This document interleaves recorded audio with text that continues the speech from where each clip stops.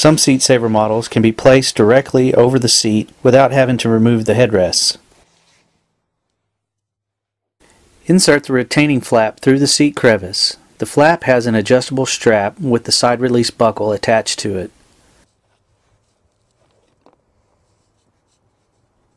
Locate that and place it under the seat towards the front. Some models have anchor pillows on the seat cushion portion.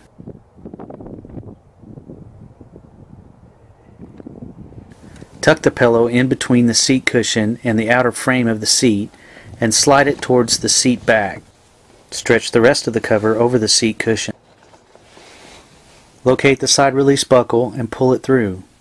Be sure not to cover this seat adjustment bar. Clip the buckle and tighten up the strap.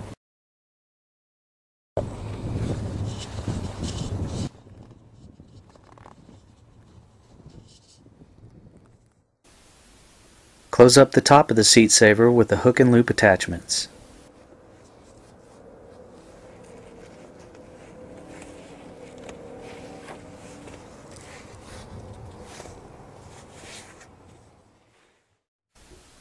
Finally, slide the headrest cover on and secure it with the hook and loop attachments.